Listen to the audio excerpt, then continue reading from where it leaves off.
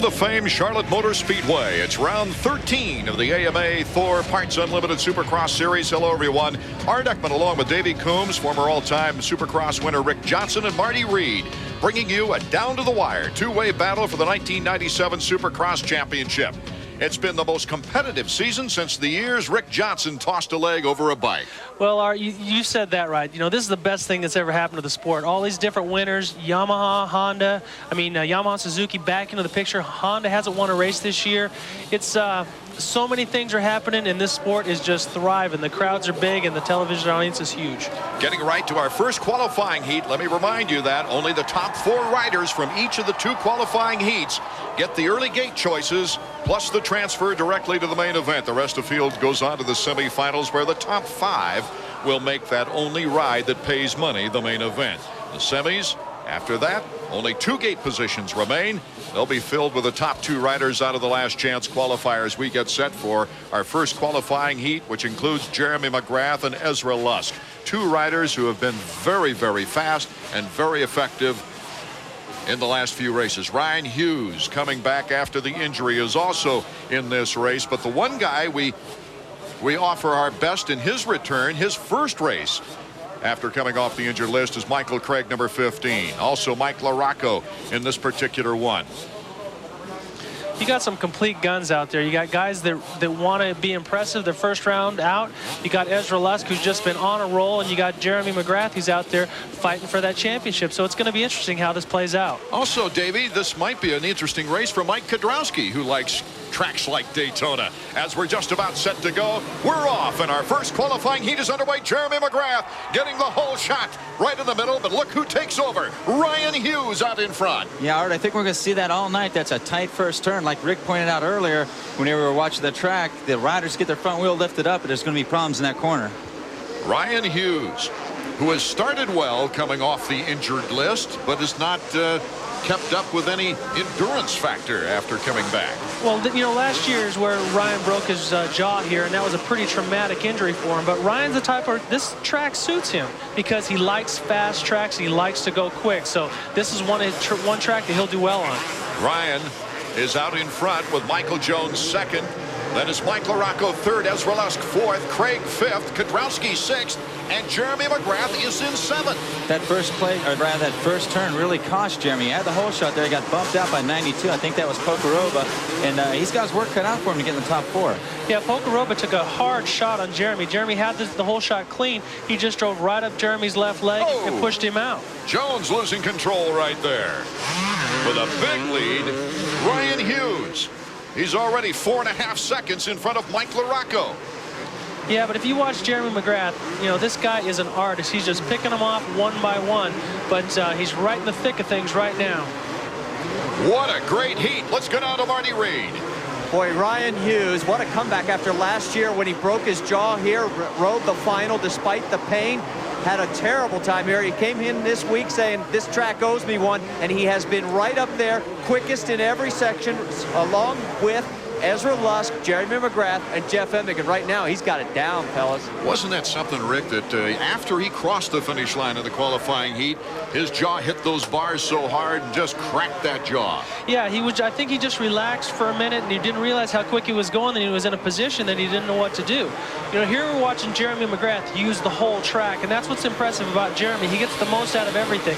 He's going to the right, to the left, and he keeps up with the speed no matter what part of the track he's on. Right now, his target is Ezra Lusk. Yeah, just a moment ago, I said Jeremy might have his work cut out for him, but gentlemen, I think he came to work hard tonight. He's already in fourth. Hughes still has the big lead on LaRocco, Lusk, McGrath, and Craig. Only the top 4 as we take a look at our field summary. Get the transfer to the main event here tonight. Well, we got another rider out there who really wants to prove something, and that's Mike LaRocco. You know, there's some controversy between him and Suzuki, and so he really wants to be impressive, but Ezra Lusk is on a roll, and he's moving. Ezra Lusk has really done just such a phenomenal job, making the last 4 podiums, 2 wins out of the last 3 races. You know, it's funny, if a rider wins one time, one Supercross race, he knows in his mind forever that he can do it. It took Ezra 4 years to get here. Now look what he's doing. 2 wins in the last 3 races, and very good position win tonight. Here comes Jeremy McGrath, tries the inside to LaRocco. LaRocco shuts him off. A second, third, and fourth freight train right now.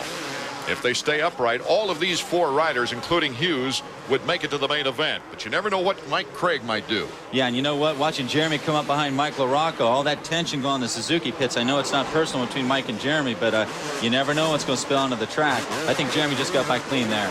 Yeah, Jeremy just jumped by him. He had a different rhythm through there, and Jeremy is the king of staying low off a triple, so he can make up time where a lot of guys are just trying to clear an obstacle. He's figuring ways to get back on the ground and keep moving forward. Jeremy starting out in 7th, now in 3rd. And he's such an artist at staying low on the jumps. And this is the kind of track you love to get the power down to the ground fast, Rick. Yeah, here he comes up with Ezra Lust through the whoop-de-doos. And Ezra, like you said earlier, Davey, that Ezra took him a while to win that first Supercross, but it changes the rider's career. Look at John Dowd. Really wasn't a factor in Nationals. Went out at Sacramento in the rain, won his first National. Now he's a factory rider, and he's one of the guns on the series. You know, there's a good example of what you said earlier about Jeremy low flying over the triples. You see how much time he made up on Ezra that time. Yeah, through the jump sections, Jeremy, right now, he's the man of the hour. Our first qualifiers from Charlotte. We'll see the checkers fly when we return. AMA Supercross on ESPN2 is being brought to you by Honda. With a whole line of new motorcycles, your Honda dealer is the most exciting place to be this spring. Honda, come ride with us. And by Suzuki. Your Suzuki dealer has the ride you've been waiting for and the financing to get it.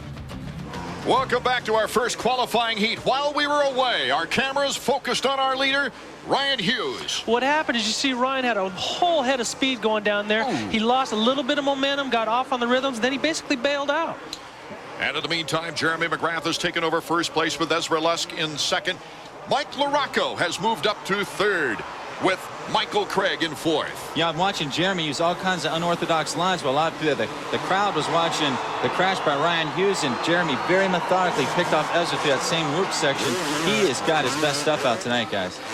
Definitely he does, and that's the thing, that when you're going for a championship, you have to pull all the tricks out of the bag. Back with us this week, number 5, Mike LaRocco, after leaving Team Suzuki because of strained relations. That's putting it mildly. The parties got back together this last week, explained their stand, and Mike goes out there to try to put it all behind him, at least through the Supercross season. Really, for my career, I thought, you know, if things haven't changed and I've been struggling, that maybe if I could, you know, try something else and get this worked out and start getting my results back and, you know, get back on top. But, you know, discussions went on, and at first it was kind of a mutual decision, and it got deeper than that. So, you know, I decided not to press the issue, that I'll stick to my commitment and just do the best I can. When you're born and you have a racing nature, it's really all you can. I mean, it's easy to think about that. Just go out and race, and when you're on the track, you race. And that's what I plan to do, trying to put this all behind me and just go on from here. It's good to see him back on the track. That's where he belongs, and it's also heartwarming to hear that Mike's wife Elizabeth is doing well with a difficult pregnancy situation. But he's back on the track, looking good right now in a possible qualifying situation. Ezra Lust still keeping up the pressure, and I like to see that people aren't just falling as victims to Jeremy like they did last year. Anytime someone would pass, Jeremy would pass him last year, they just basically gave up. Now if you're looking at Ezra, he's still pushing hard and keeping Jeremy honest. You know, at that time, Jeremy was like the Michael Jordan out there in the motocross court. No matter what, people would get near him and they'd freeze up. And we saw that. And right there we see a rider down in front of Jeremy, but our field summary shows us McGrath still out front, followed by Yogi, and then LaRocco and Mike Craig. What a great break for Mike Craig, just coming back after missing at least 3 races. Yeah, I think, you know, once you come back after you've sat out for a while, especially in the middle of a really competitive series like this, you're coming back, you're kind of feeling what's going on. Here, I really think this is the best thing for Ezra Lust, because now he's had a chance to watch Jeremy and see what Jeremy does and find out where he made the time on him. So this might benefit him for the main event. Patience has been the big lesson for this kid, don't you think, Davey? Yeah, you know what? When Jeremy, or rather whenever Ezra was a 125 rider, he was out there riding by himself. He didn't know how to learn those lessons Rick's talking about, how to watch for lines and things like that. But he's got his act together. He knows he can do it, and he had to take a few lessons in humility, but you see it's all paying off. I think he's going to be a real title contender next year.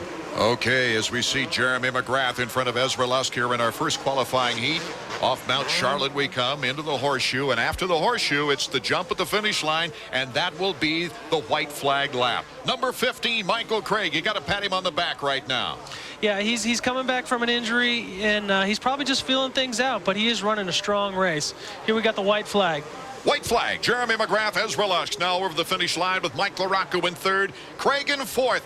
Kudrowski still trying to catch up. He's on the bubble. You know, it'd be really neat is if those guys at Honda Troy could get a main event win this year in the 250 class. They've had Larry Ward and Mike Craig and Mike Kudrowski just riding hard and riding aggressively all year long, but they just never put it together to get a win. I think that'd be really cool to have a support team do something like that. On our final lap, Ezra kind of closing up the gap a bit, Rick. Yeah, when once you've won 2 main events like Ezra does now, you have to have that confidence that you're the best guy on the track. So whenever I was out in front and I had somebody catching me from behind, I figured they knew something on the track that I didn't, because obviously they can't be better than me. Let's see what happens on this jump section now. The monster triple as Ezra Lusk tries to catch up with Jeremy McGrath on our final lap of our first qualifying round. A lapper in the way on the side now as Jeremy comes streaming through the rhythm section.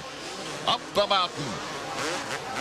Well, if you look right there, Jeremy has these little blasts of speed where he makes up 2 and 3 bike lengths. Ezra pulls it in, and in one jump, Jeremy can pull it out. Ezra only going for a double there, or I should say a single, when Jeremy McGrath went for the double, conceding second place. The checkers are flying for Jeremy McGrath. Marty Reed will be talking with Jeremy. Rick Johnson and Davey Coombs will take a closer look at this Charlotte track when we get back.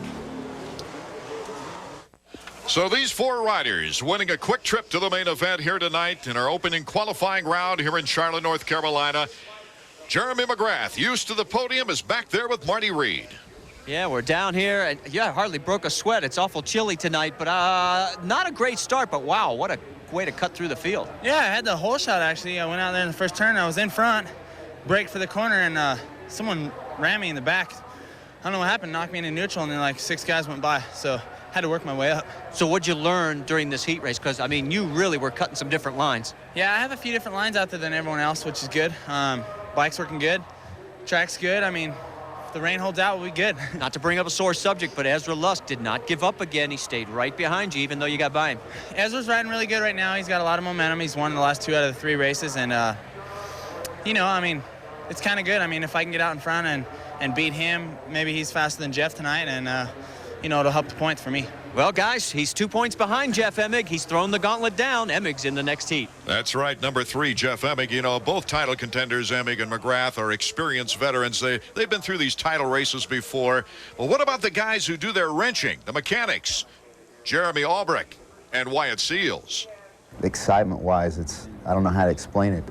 I've never been in a situation like this. We're, at least in the 250, chase. I mean, I was there with Rhino in the 125s. We got really close, but I don't know. This one, I seem a little more nervous for sure, and it just started these last couple of races. So, we're kind of getting down to the home stretch on this deal, and it's tightening up.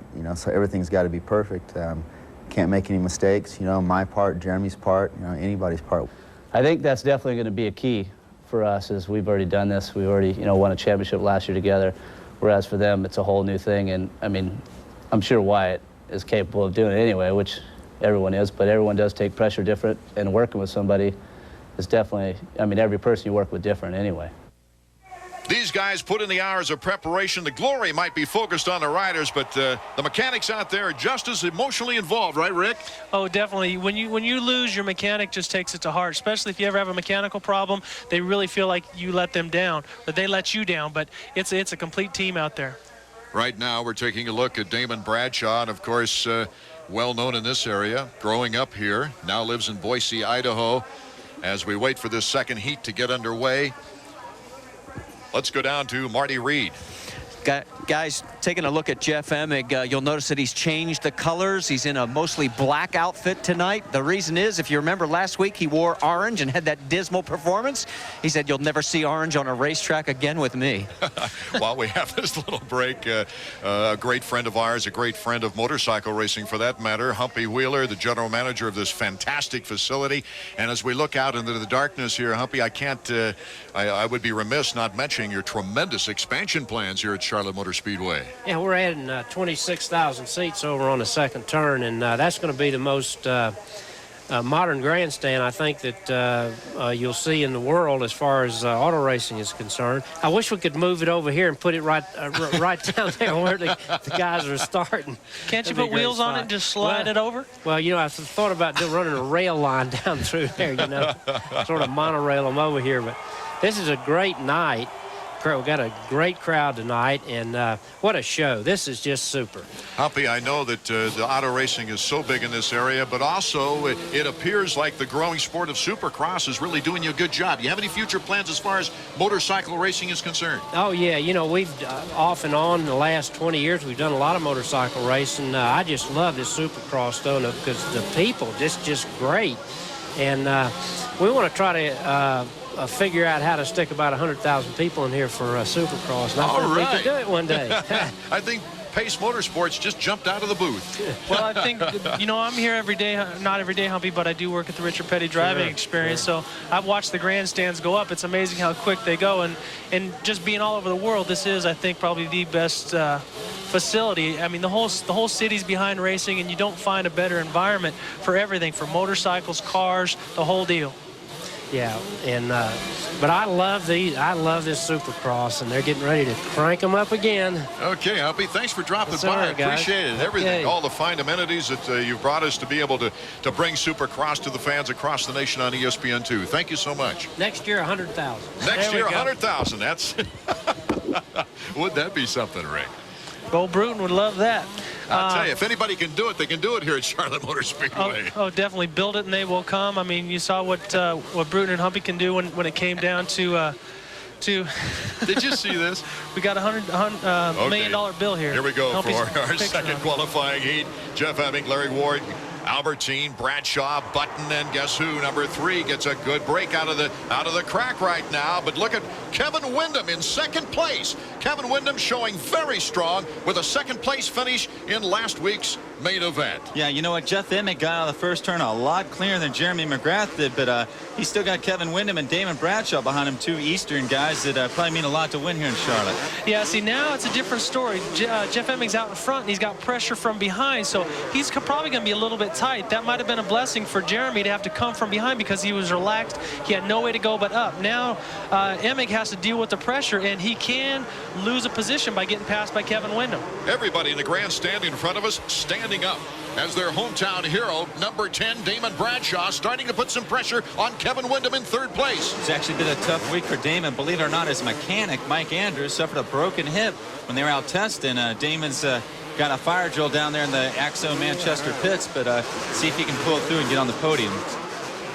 Windham was second here last year as well in his 250 experiences, so he likes this kind of track. There's no question. Is Kevin Windham making the move on Emming? Emming in a title fight, but Windham doesn't care. The 125 rider who wants to clamp on the 125 Western Crown next week in Dallas has taken over the lead in our second qualifying heat. Emming moving down to second, but look at Bradshaw. Yeah, see, Jeff Emming's being a little bit conservative, which surprises me, but this might be that blessing where he can get behind Windham and watch some different lines. 2 guys out there with nothing to lose. Damon Bradshaw and Kevin Windham. Emming's got everything to lose, and Rick, you're exactly right. He's riding tense. Right, yeah, but I think his best bet is to maybe let them guys go for the time being, watch their lines, see if there's something that he can learn. But Jeff Emming's a big game player. I'd never, you know, I don't know how much the pressure really bothers him. Out in front, we've got the number 7 of Kevin Windham, just looking as smooth as ice. I'm telling you, he's just taken away with this thing. Yeah, remember I was saying about how this track favors big guys that can muscle the bike around, and Kevin's a little bit bigger, got a little more leverage than those other guys out there, and this is exactly the way he looked at the Osaka Supercross when he dominated that race. So I think you're going to be seeing big things from Kevin Windham. Only the top 4 will qualify for the main event. Windham, Emming, Bradshaw, and Larry Ward right now, with Greg Albertine trying to pull up on Ward, and he's got a good race going, actually. He's only a couple of bike lengths behind him. Yeah, Larry Ward's tough on those whoops. We saw him pull a little ways away from Albertine, hold on to that 4th place position. Larry Ward, tall guy, just like Windham. Again, as Rick was saying, favors a rider like that on this track. Jimmy Button fans, he's down. He'll be going to the semifinal round. Yeah, Jimmy Button's not getting up real slow, not wanting to get back on the bike. But I think before this heat's over, you're going to see in the mix a race between Damon Bradshaw, Larry Ward, and Greg Albertine, because all 3 of them guys are moving right along. And now Jeff Emming sort of settled into second. Button, a 125 Eastern round winner here in '94. But look at the freight train. And the interesting thing about this, only 4 of these 5 riders will be going to the main event out of our qualifying round. Albertine, number 8. Boy, did he have a crash here last year. You know, last year was Greg Albertine's year to just have everything go wrong. This year he's gotten a little bit better. Actually, he's gotten a lot better. 3 podium finishes, and it's good to see Greg doing a lot better, but he's got to get rid of that crashing thing still. Kevin Windham leads our second heat. Which 3 will accompany him to tonight's main event? The race to the checkers coming up next. Art Ekman, Davey Coombs, Rick Johnson, and Marty Reed from Charlotte Motor Speedway in the midst of our second qualifying heat. You're taking a look now at number 10, Damon Bradshaw. The beast from the east now lives in Boise, Idaho. But to his fans here in Charlotte, their native son, he'll always remain in their hearts. Damon Bradshaw saw some of his family and friends this week, and he had to drum up a few tickets as well. It's always a last-minute deal, you know, scrounging to get as many tickets as I can for, you know, for everybody. But I did a lot of press stuff this week, you know, radio, lots of radio stuff, and you know, I've been to the stadium 3 or 4 of the days of the week, you know, doing different things. So, you know, I've been busy with it, and that's kind of how those guys repay me for doing what I do here. Damon would like nothing else but to have a good showing here in Charlotte, and right now here in the preliminary heats he's looking pretty good. But Larry Ward pulling up on number 10. Look out for the Honda Troy rider. Okay, you know, you got Damon Bradshaw right now just taking over second place, passing Jeff Emig. Look at that. Damon Bradshaw is got them all standing on their feet cheering now as he's moved into second place. Kevin Windham is long gone in first place. Certain riders will take racing in their hometown as pressure, and some guys they thrive off it. And Damon is definitely one of them guys that thrives off the hometown power. Oh, going down is Jeff Emig in the corner. Emig is down right before the horseshoe. Taking a long time to get up. I don't know why he would take such a long time, knowing that if he gets back up and finishes in that 4th spot, he'll get in that qualifying position. Now he's going to have to go to a semi. 4 laps to go. Well, you said there, Rick, about Jeff Emig. Maybe he rides better under pressure, maybe he doesn't. We're definitely going to see tonight because he's going to have to go to the semi. Albie has moved into 4th. Let's go to Marty. The thing I want to know is, and RJ, you're the one to talk about it best, what does this do to the mental side of Jeff Emig? Because we felt last week that Jeremy was starting to get back inside of Emig's head, and now with this heat race result and what Jeremy just did, wow, I think that the mind games could really be going strong. How you start your day, Marty, when it comes to a championship, you have to set the right mindset. Jeremy went out, like I say, it's probably the best thing that happened to him is getting pushed out in the first turn. He had to fight his way back. But look what happens to Jeff Emig. He comes into the turn, washes out, hits the hay bale, gets thrown down pretty hard. So that might just knock a little wind out of the sails, and if there's anything lingering from before, that could come back to haunt him. Coming around now is Kevin Windham, number 7, with the big lead. In fact, Damon Bradshaw now has started to pull up a little bit on that lead. About 6 seconds as we go toward the finish line jump. There will be only 2 laps remaining for Kevin Windham. You know, there's no roof on the house here at Charlotte, but if Damon Bradshaw get up there and pass Kevin Windham, this place would go absolutely nuts. They still dearly love Damon here in North Carolina. Oh, definitely. He's the hometown favorite. He's on the John Boy and Billy show, which is the #1 radio station here with all the stock car fans. So there would be nothing that would probably make his life than to come back here and win at Charlotte, because he did win at the stadium. He'd be the first time to win in his hometown in 2 different racetracks. Weeding through the lappers right now, you see number 6, Larry Ward, looking back. Who does he find there but Greg Albertine? Greg Albertine, Davey was saying earlier, that had a terrible year last year, crashing, but really no big injuries. Albie came back and won a race this year. You know, he's a 3-time world champion, so you can't take nothing away from him. He's had a little bit of a hard time adapting. You know, he's changing his whole lifestyle coming over here, but I really admire him. He's a hard-charging, never give up type of rider, and that's what this sport needs. In the battle for 3rd, number 6, Larry Ward, last week a 3rd place, his best since, well, February 1st at Seattle, when he had the hometown crowd cheering for him. Right, you know, Larry Ward, but you know, he's been living down in South Carolina for a long time, so this is his home track. So probably if anybody that's racing that lives around here, Larry Ward's the closest man to a hometown boy. We're now on the white flag lap, and don't forget, he might even celebrate a birthday with a win today. It would be Honda's first win of the year. I know that would go a long way to help Larry's mental frame of mind down the Honda Troy pits, because I'm telling you, he was about as embarrassed as could be earlier today when his mom showed up with a picture of him from his first birthday eating a whole plate full of chocolate cake. She showed everyone, and I know Larry was just mortified. Well, you know, he's only 26. It seems like he's been around forever. Well, he has been around forever. You know, he and I raced together, and I've been out of it for 5 years now. Okay, Kevin Windham, number 7. In first with Damon Bradshaw, the local favorite. In second, Larry Ward in third with Albertine in fourth. No opposition from there. You know, we're watching Kevin Windham make this last half lap. Saw a nice heel clicker there for the fans. Rick, what's it going to have to do for this kid to keep this momentum into the 250 main event? Well, he's got the strength. He's got nothing to lose, so he has no pressure. And I don't think that you'll see people fighting him for it if it comes down to it. Like Jeremy was saying, hopefully that can get in between, those riders can get in between him and Emick. Windham heads for the checkers right now with Bradshaw 4 seconds back. ESPN2's coverage of AMA Supercross from Charlotte continues in a moment.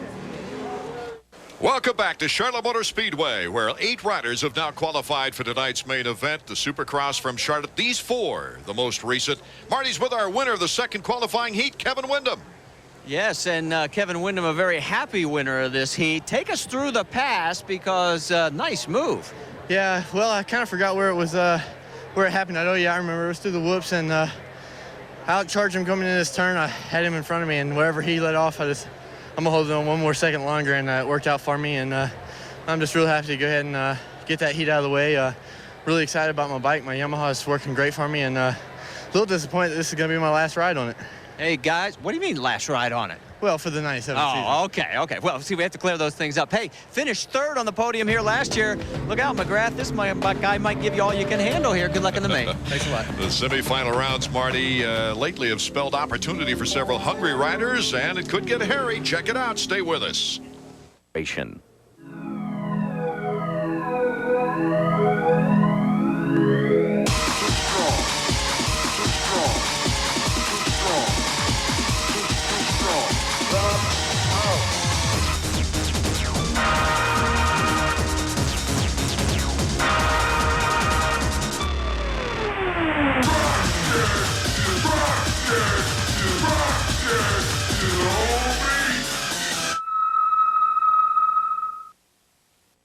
Before we get into our opening semifinal round, a look at the Suzuki track map, Davey Combs, and it shows us a short starting straight, about the only thing short in the entire layout. Yeah, that's right, Art. We've seen the sharp first turn, which has been creating problems for everyone all night long. Next, the riders will head down the front stretch into what we call the Showboat Triple. Then it's a bank 90-degree turn, then back across Mount Charlotte, which is a funky layered set of jump. Next, it's the Horseshoe, where Jeff Emick fell, back across the start to the finish line jump, and then a long, rare fourth gear straightaway here in Supercross. It's another bank turn at the north end, some more long triples, and then it's a short, stiff set of whoops. It's probably the most technical part of the track. It's the minefield where we saw Hughes go down. Back across the first turn. There's just 5 turns on the track, Art, but about 1:20 lap time. Yeah, this track, it throws a lot of things in there. There's some real difficult jumps. The track is really soft, so it's changing every lap. And also, you throw that speed into there, it makes a rider really have to focus on what he's doing. As we saw just moments ago, Ryan Hughes in this semifinal round, along with Mike Kudrowski, who was just edged out of making the main event from the qualifying round. Buddy Antonez, the reigning Arena Cross champion, after the Arena Cross season over with, coming back. Michael Jones back trying to get into the main event here in this one, along with Ty Wallace, and a one-time winner in San Jose, Doug Dubach.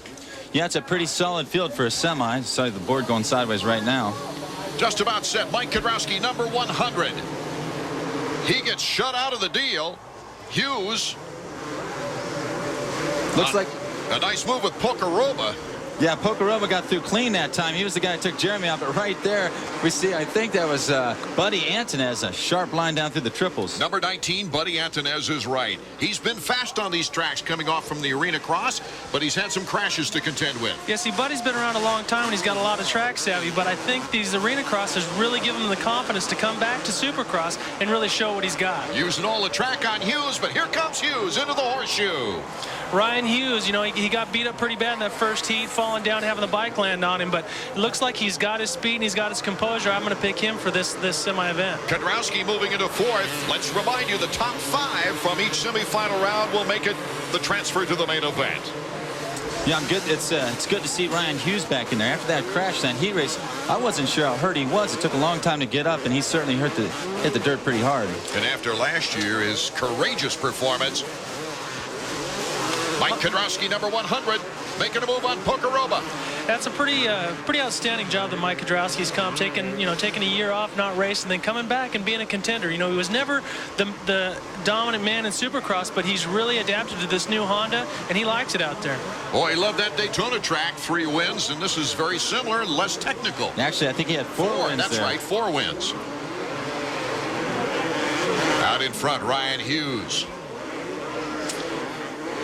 Let's go down to Marty Reed, trackside. Well, you guys were talking about questioning Hughes' physical condition. I talked to him right before the heat race here, and he says, "No, everything's fine." He says, I had trouble seeing because of the lightness and the darkness of the shadows." He says, especially after I lost my goggles, he says, "I had no chance whatsoever getting back into it."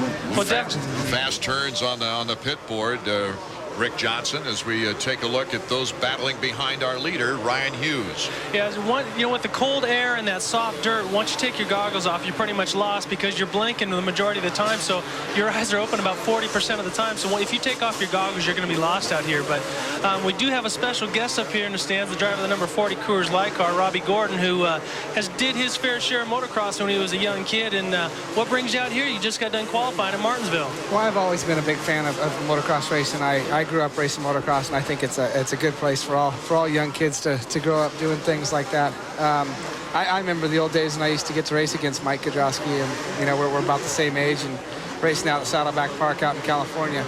But to come out here to this track and see what it looks like. We run Winston Cup cars here at Charlotte, and they build like a Supercross track here, and I think the guys are putting on a good show. Now you've driven everything under the sun, from off-road trucks to GTU, GTO, Indy cars, and do you feel that motocross set a good base for that, or what do you contribute to your success? Because you started as a young kid on a motorcycle. I think motocross had a lot to do with it. I think it got your rhythm and your timing down, and it's all the same. I mean, it's the same thing. Even though we're not jumping jumps, it's rhythm in the corner, your balance in the car, and motorcycles are great for balance. I always had a lot of fun doing it. I definitely miss it, but right now, with my IndyCar career, I haven't been riding a lot, and my Winston Cup career, so I went out to Glamis during Thanksgiving, played around a little bit, and had a lot of fun. Remember how much I really do miss the motocross. Robbie, here's your playmate of early years, Mike Kudrowski, number 100.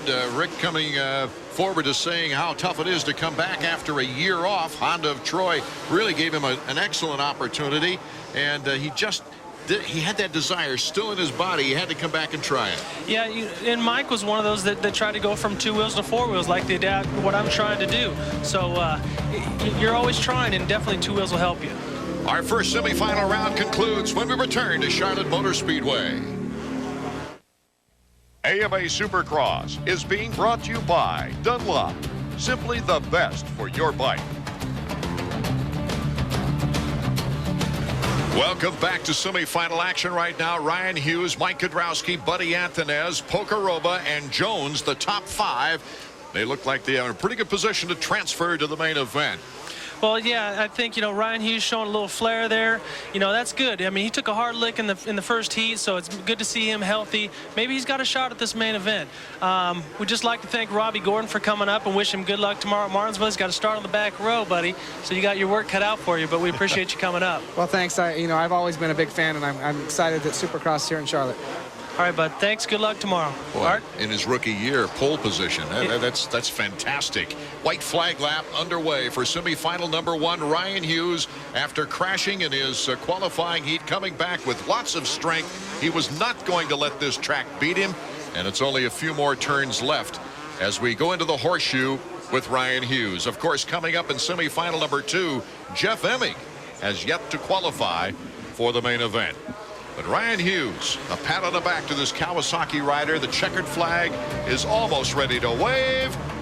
It does so for Ryan Hughes. The official results and a word from our winner when we come back. With semifinal 1 completed, 5 more riders have made it to the main event. Check out the Suzuki top 5 as we go down to Marty Reed with Ryan Hughes. Yes, a very happy Ryan Hughes. We talked right before the race. You said you were having trouble with the shadows. One of the reasons that you went down in the heat race didn't seem to bother you this time. Yeah, the first race I felt really good. I got out to a good lead, and I was maybe riding a little faster than I should in a couple sections, and the bike got away from me a little bit. I have a trouble seeing at night, but you know, I think everybody might have a little bit. It's a little the light's good in some spots and shadows in others, but I feel good that last time I rode, I just kind of took it easy in some spots and got some lines down, and the main event should be pretty good. Rebuild your confidence. Think you can take it tonight? Yeah, I think so. I felt really good out there. My bike's running really good. The Kawasaki Bridgestone tires running great, and mechanic Ron Wood. And seems like I got a lot of people out here cheering for me, so after last year. Ryan Hughes, your winner here in semi number 1. Interesting he should mention about the lighting out there, because it looks a lot better than it has in years past, or at least last year in our first year here at Charlotte Motor Speedway. Jeff Emig getting ready now for the second semifinal round. Some of the old tracks in the old days didn't have that much illumination. No, definitely they didn't, but that was the amateur ranks. But I used to race a place called Speedway 117 right down by Mexico, and they had the track set up for the short track, and the motocross track went in and out of it, so you went in and out of complete darkness. But the thing that's different about here is that you have those spotlights that they've added to the track that actually brings the track real bright in some sections, and it's making some shadows. So what it might do is give you an illusion of a bump is bigger than it looks, or it's smaller than it looks, and you take it for granted. So I don't think that he's complaining that the lights are bad. It's just he has to adjust to the shadows on the track. Right, as you see the banking of lights in our shot right here, and the tremendous crowd of over 35,000 people.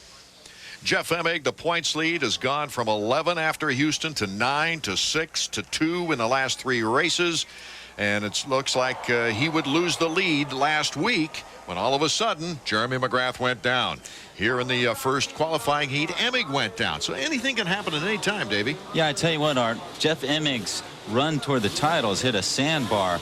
He's a very capable rider. He's extremely confident, but at the same time, he's always had the McGrath factor in the back of his mind. We saw it a lot more in 1995 and 1996. This year, Jeff seemed to break away with that.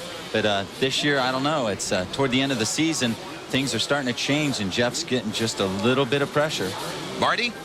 Well, I've been keeping my eye on him down here. He was smiling. He looked confident, shaking his head. And Jeremy Albrecht, his mechanic, is talking to him, getting his confidence built up. But I got to tell you, if he doesn't win this semi convincingly, I think it's just going to destroy his psyche for the final. Number 12 is Phil Lawrence. He's getting the goggles on, Rick. Hey, Michael Spinks looked awful happy before he jumped in the ring with Mike Tyson too. So when you're going into a championship event like this, you got to go at it and just give it everything you got. If you got a sore knees, sore back, whatever it is, you just block it out. Put yourself in the right frame of mind. So that's what Jeff Emig's trying to do. He wants to go out and regain his confidence in this semi. Clowers right next to Emig on the starting gate. Ryan Huffman's in this one. Mike Caton, Phil Lawrence, Jimmy Button, Lawrence's teammate. So we're ready to go. 5 more riders hungry to qualify for the main event. Lawrence gets bumped at the start. Number 3, way out in front where he should be. Looked like someone fired Emig out of a gun that time. It was a perfect start. You know, we were talking about the lights earlier. I wonder what it's like having those lights facing you when you're sitting on the starting gate coming in that first corner. There's a lot of factors out there, and you don't know until you're sitting in the saddle. But right now, Jeff Emig looks like the champion that he is. Ryan Huffman, who's got good starts recently, Davey, he's in second position. He's in good spot now. Let me tell you something about Ryan Huffman. I said this before. He's out there as a true privateer. You get guys like Jimmy Button, Larry Ward, and even some of the Moto XXX guys. They're on a support team. Ryan Huffman and his buddy Jason McCormick, a couple fast Northwestern riders, have been riding their butts off all year long, and they're doing it without a lot of help. Right behind Ryan Huffman in third is Jimmy Button. That's good to see. You know, Jimmy took a hard lick in the whoop-de-doos in the first heat, so now that's good to see. He's not injured. He's coming back, and he's riding strong. So looks like we'll see Jimmy Button in the main event.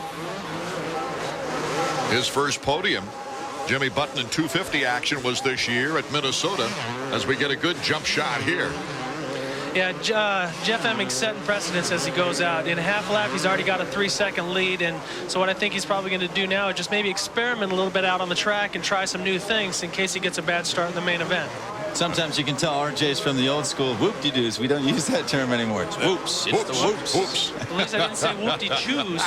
That's real old school. Grayson Goodman has moved into 5th spot. That's the bubble right there. And he's pulling away from the opposition. So the first 5 spots pretty well defined already. Grayson Goodman's not one of those guys who sharpened his teeth this year on the Arena Cross Series. Now that series over, we're seeing a little bit of a thicker field in the Supercross Series, but at the same time, the injuries have decimated some of the other factory riders. The end of our second semifinal is drawing near. The checkers are coming up from Charlotte Motor Speedway when we come back. Now you can walk into your Honda dealer and ride off with no down payment, low financing, and a custom watch. And best of all, you can ride off with a new Honda Magna or Shadow. The Honda Ride-Off ends May 31st.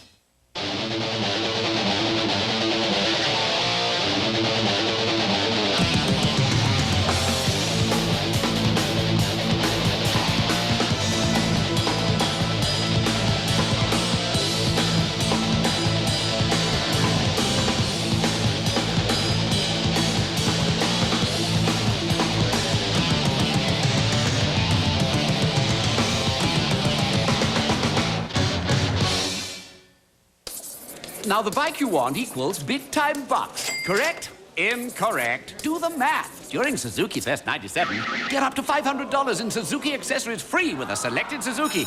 Like the awesome GSX R1100. You also get free accessories with the Katana 600 and 750 and the RF 900R. And choose from financing options like 0 down and 9.9% APR on selected models. But hurry, Suzuki Fest won't last. So you plus Suzuki equals... Oh, come on, add it up. For 35 years, I did the sports in 4 minutes. Now you got this channel with breaking news, highlights, scores. You know, I was doing sports bloopers back then. Well, we used to call them goofy gaffes. Same garbage. AMA Supercross on ESPN2 is being brought to you by Motorcycle Mechanics Institute. Quality training for the motorcycle industry. Semifinal number 2 underway. Time is running out. Here's the significant pass while we were away.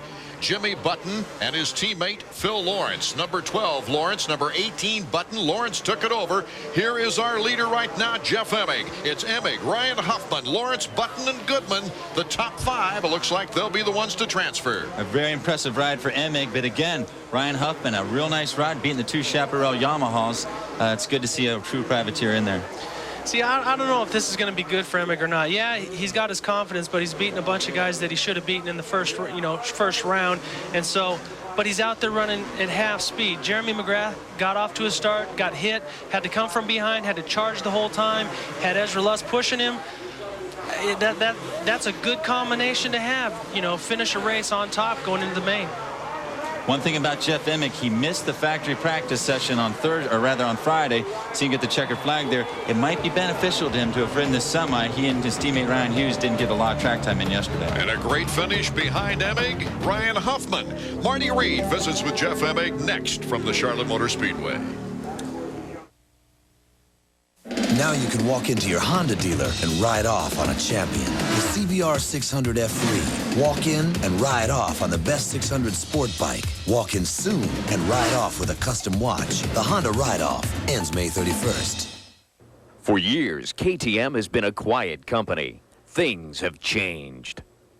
Last year, we unleashed our 4-strokes on the racing world, taking the AMA West 4-stroke motocross championships by storm.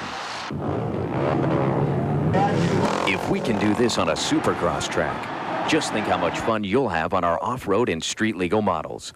Listen for them at your local KTM dealer during KTM's 30-year anniversary celebration.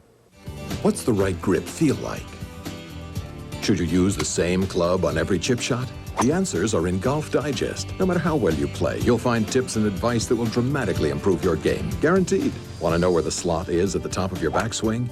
Or if you're good enough to carry a 4-iron, subscribe to Golf Digest. 12 issues are only $19.77. You'll also get our video. Hit it longer and straighter, free. Call 800-247-3900. That's 800-247-3900. Take everything you ever knew about cruiser motorcycles, everything you ever learned from your older brother, your friends, biker movies, and throw it out. Because the Marauder is a cruiser like no other, one only a high-performance company could have built. The Suzuki Marauder. It's time to move on. Time to move on to this new leather jacket, free with every Marauder for a limited time.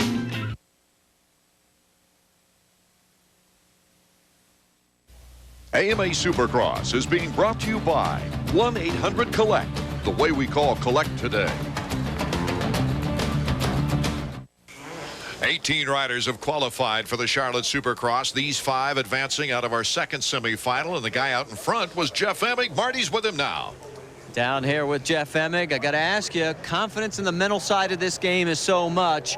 How much did this win and the ease of it instill it back inside you? Well, I just needed more time on the track and stuff. Like you can see in my heat race, I just wasn't riding like I usually ride, and I was just a little tight, and I really loosened up a lot in that. I was seeing my times, but times were good. And you know, main thing is I just got to loosen up. I just been really tight lately. So Jeremy's not inside your head right now? No, I'm inside my head, and that was the whole reason why I don't think that I've been riding like myself is because of me. You know, like it's not because of Jeremy or it's because of anybody else. It's because of the pressure that I put on myself, you know, to win these races. And I get, you know, I just can't put that sort of pressure on myself. Guys, we're going to find out in the main event. Right, Marty. The end of one of the most competitive years in Supercross is not that far away. Round 14, Texas Stadium, also featuring the final race for the 125 Western Crown. The season's finale at Sam Boyd Stadium, Las Vegas, likely to be the awarding of the Supercross Championship plate and an East-West 125 shootout for the big bucks. 2 exciting events left on our 1997 schedule. 125 East #1 plate for 1997 will be awarded soon as the sport's future superstars. The 125s are coming up next. As we leave you, though, let's check out this week's Honda Flashback. In this week's Honda Flashback, we're taking you all the way back to 1990, the Dallas Cotton Bowl with the early leader Damon Bradshaw, followed closely by Jean-Michel Bayle. A little mistake there by Bradshaw. Looks like Bale's taking over the lead, but watch Damon to the inside. Thinks he's got the pass made, and Ward went around both of them on the inside. What we had was 3 very different talents. You have the old veteran Jeff Ward, the youngster Bradshaw out front, and the Frenchman Jean-Michel Bayle sneaking his way to the front. Under pressure from Guy Cooper late in the race, Ward goes down. That took him out of the race. But out front, the battle continued between Damon Bradshaw and Jean-Michel Bayle.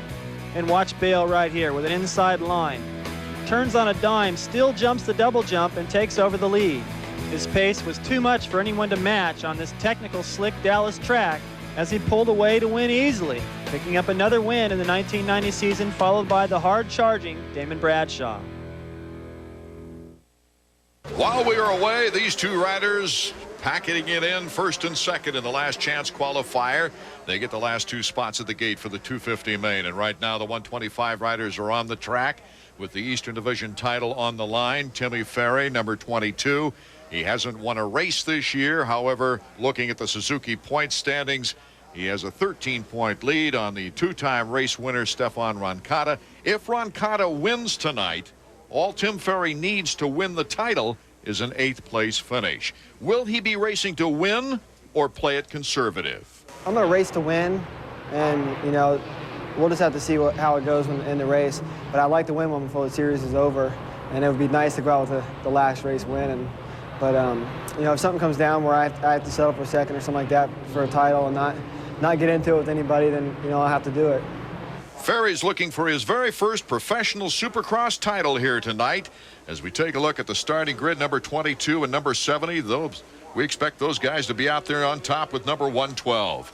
Ricky Carmichael, so impressive, Rick Johnson. Yeah, Ricky's just come on fire. You know, I think a lot of people were questioning his size when he got onto a big bike, but I think he's put all those critics to sleep. He's been really aggressive, probably more aggressive than any of the bigger guys out there, and showing it by winning back-to-back. And he's, I think, definitely one of the favorites for this main event. You were slightly impressed with Tim Ferry the first time you saw him, right? The first time I saw Tim Ferry is when I was doing kind of a farewell tour. I went over to Japan with my wife Stephanie, and I watched this guy who I didn't know, a 3-digit guy jumping all the triples and doubles before any of the top American guys. I thought it was some Japanese guy that I never heard of, and in fact Davey was over there because Timmy won won a challenge, I think, was an amateur national championship. Yeah, the amateur national championships at Loretta Lynn's. And so he got to go over there, and he was really impressive. And, you know, I thought I would see a lot more of him, but now he's coming back. And, hey, they don't ask you at the bank how you bring home that championship. It doesn't matter. That's right, Tim Ferry. The last championship he won was at Loretta Lynn's. Let's go down to Marty Reed. Well, I'm going to tell you something. Lee McCullum, Ferry's mechanic, is concerned. He was not happy with the way he rode the heat race. Said he was too tentative. Says, I want him to go out there and try and win, not worry about this championship. He could find himself into some real trouble. So McCullum's concerned, and I don't know. I can't tell in Ferry's eyes whether he's that worried about it. I know, you know, he's counting places right now. We'll see how he does coming out the gate. He's been after the 125 East title for 6 years. In 1992, he was on a Kawasaki. He placed 10th. 93 on a Yamaha, placed 6th. 94 on a Honda, placed 3rd. Then he went to the Fourth Factory for a 4th place finish in 95. He felt he really should have had the championship that year, but did not come through. 96, he was injured, took a 6th in the points total. 97, could this be his year? Ricky Carmichael, of course, is looking to win the battle, not the war here tonight. You know, Carmichael is one of those guys where if he gets out front, kiss him goodbye. Even from the back, we've seen him come through and make some good moves to get the wins and everything like that. But on a track like this, not a lot of corners. If he can put his jumping technique to good use out here, we might have Carmichael run away. But he's got to get through that first turn, and he's got to get away from Roncada. The 1/900 Pro Race chalk line is out there for the $500 for the 125 rider who gets the whole shot. We're ready to go for the main event from the Charlotte Supercross. The 125s are underway. Timmy Ferry, number 22, great break from the gate. Boy, it looked like it almost is a tie for the whole shot award, but there's a tie for last right here. Oh, definitely. We got a big pile up in the first turn, but it's none of the big players. So I think we're still going to see a very strong race for the lead here. Timmy Ferry got the whole shot, but remember, he's racing for the championship. So what he's probably going to be doing is watching for Roncada. I see Carmichael and Nice and Roncada right there behind Tim. But the guys we lost in the first turn include Dement and Brian Deegan. That hard luck season continues. Along with Schnell. Out in front, Tim Ferry. Can he hold on with number 70 and number 112 right behind him? 70 Carmichael in second place. Stefan Roncada pressuring in third. Roncada has got Jimmy Nice behind him in fourth. Well, I think what you're going to see now is Timmy Ferry just try to relax and get comfortable. You know, if I was him, what I try to do is not worry about Ricky Carmichael and Roncada. Just keep my eye on those guys and think about this championship. He's made it through the first battle, and that's the first turn. Now he's got to get to the checkered flag. We might incidentally note that Scott Sheik is not racing tonight of Team Honda, a rotator cuff injury. Team Honda's not even here on site with their semi-truck. They're going straight to Dallas. What a difference a year makes. Last year they were the dominant force. Actually, for the past 5 to 6 years they've been the dominant force, and then now they're not even here tonight. Now Ferry's being passed once and then twice. Carmichael in front with Roncada number 112, and then Tim Ferry in third. Jimmy Nice in fourth still. I think we're going to see Ferry put in a strategic ride here. Like Rick said, when you take the money to the bank, they don't ask you how you got it. And with this championship, that's what he's looking for. He's not worried about what the record book says. The look of concern by Lee McCullum, his mechanic from the sidelines over in the mechanics area, as Tim Ferry, number 22, now cannot afford a mistake. No, you know, but I think it's more impressive for him to go out there and say finish third and take home the championship than it would be for him to be way out in front and throw it away and make a big mistake. So I think this shows a lot of maturity, that he can see the guys that he's dicing for the championship, but he's not letting them get away from him. Charlie Bogard is in fifth spot as we see the two guys out in front, Ricky Carmichael and Stefan Roncada. We've seen this combination before, Davey, where Roncada just steady, waiting for the opportunity for either Carmichael to go down or for him to get a good passing opportunity. That's right, and these two guys are the ones that have been winning the main events here in the East region. What you're seeing is a preview for next year. Tim Ferry, after this title, will no doubt graduate to the 250 class. It's going to be Carmichael and Roncada in this region for sure. Roncada winning the last two main events of 125 East Coast action, and Carmichael also with 2 wins on the season. The 1 win in Atlanta, his first in the pro ranks, and then a win in Orlando, Florida. With this being a longer track and you got Roncada and Carmichael out there dicing for the lead, you got Tim Ferry that can sit back and watch those guys. So now you might see a battle with this racetrack being longer. You might see fatigue come into it at the end of the race. So it's going to be interesting to see how this plays out. We got a lot more racing to go. Chad Watts right there. He's back in his homeland, the mechanic for Ricky Carmichael, who's added some exciting interest to this year, his rookie season. Lots of wins mixed with crashes, and this week he's been battling back from the strep throat. I ride just about every day of the week, and this week I rode Monday, and I only rode like a couple of times, like once Tuesday, and just did some starts Wednesday. And if you see me sitting down, it's because I'm tired and haven't rode all week, but I should be okay for 12 laps. I might get a little tired, winded towards the end, but hopefully I won't be tired from picking up my bike this weekend. Ricky wants to win this one here today for that hometown guy, Chad Watts, his mechanic. Well, I'm impressed with what I'm seeing by Ricky Carmichael's mechanic. He showed him a lap time. A lot of times when you see that, that's a sign of confidence. When I would get lap times, it was like, okay, let me know what I'm running. And in my mind, I know I could run, say, he out there at 1:16. I can run that for 20 laps. Battle for fourth is on. Jimmy Neese putting some pressure on. Brock Sellards, that's one of my guys from Ohio again. He's been the underdog this year and got started off with a bad start at the Indianapolis whenever Carmichael ran into the back of him. Kind of a controversial thing, but he's put in some good rides, got on the podium, and maybe tonight he can do it again. Ron Cotta 4 seconds in back of our leader, Ricky Carmichael. 8 seconds back of the leader is Ferry, but Ferry's pulling away from 4th and 5th. AMX Supercross action, more of it. 125 main event. Get ready for the thrill of your life. AMX. 1,520 cc's. You'll go through towns where you'll be the biggest thing that happens all year. The new Valkyrie Tour. America's the boulevard it was born to cruise.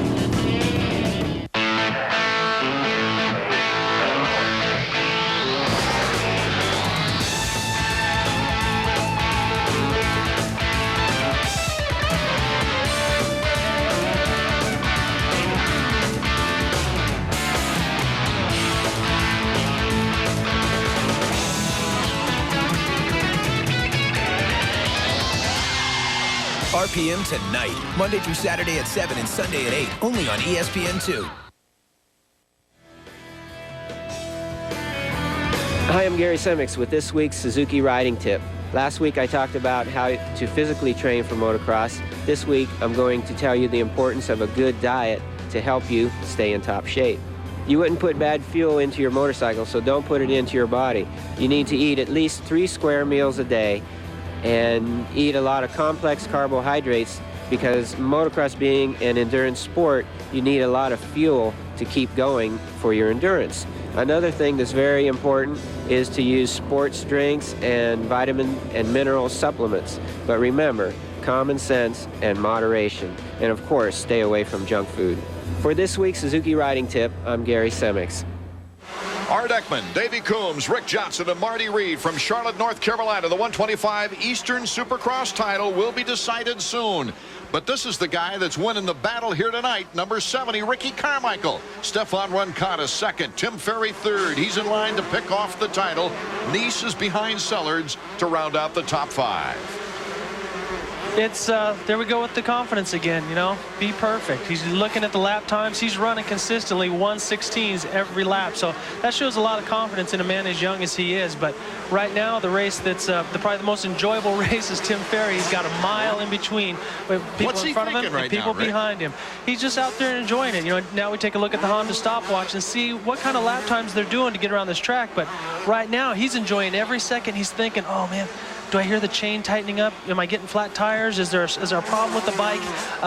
You know, am I starting to get tired? All these different things. He's just trying to focus on just getting to that finish line. You're talking from experience, aren't you? Remember 1982, Rick, whenever you went after that 250 title. Last race of the year, Colorado, beating Donnie Hansen. What happened?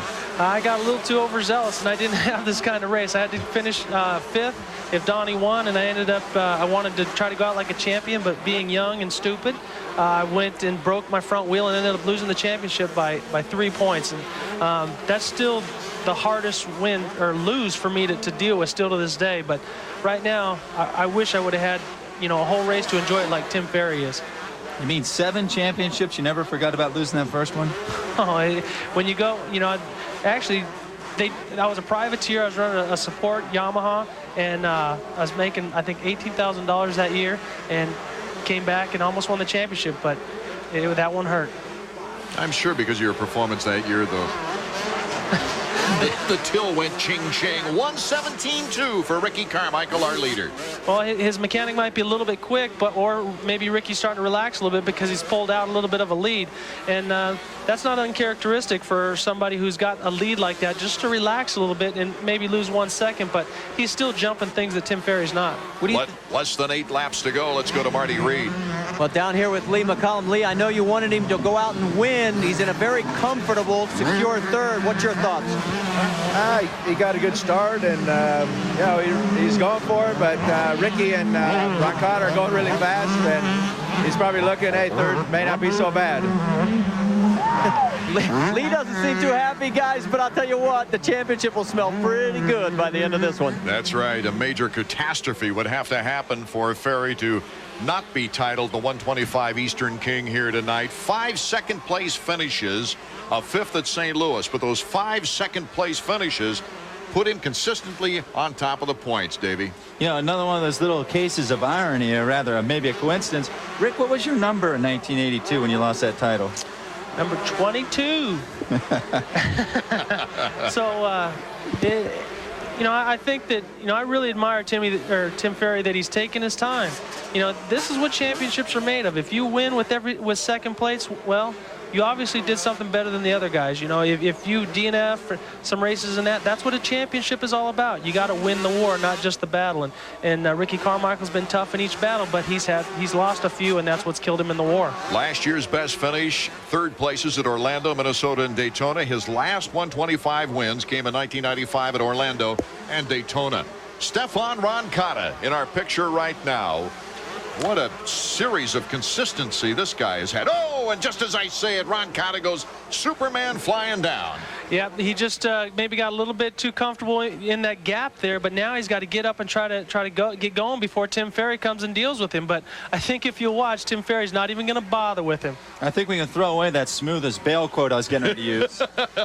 You were all ready, too. Look at this. He's coming through the whoops right there. He lost his footing, and now all of a sudden that threw his balance completely off. He's over the bars, and then he just hung on to it. He's lucky he didn't go down hard and go completely over the bars. Roncada, 3 podiums in 3 events this year. Yeah, you're exactly right, Rick. Ferry came up behind him and decided maybe just let him go. Maybe seeing how wild he's riding, doesn't want to catch any of the flack from that. But if he holds him up too much, Ferry's a competitor. He just might go ahead and move into second. Well, in my position in that championship race, the second race in the last moto of the year, I had to win. Donnie Hansen had to get 3rd, and Brock Glover had the best race of the season, took off.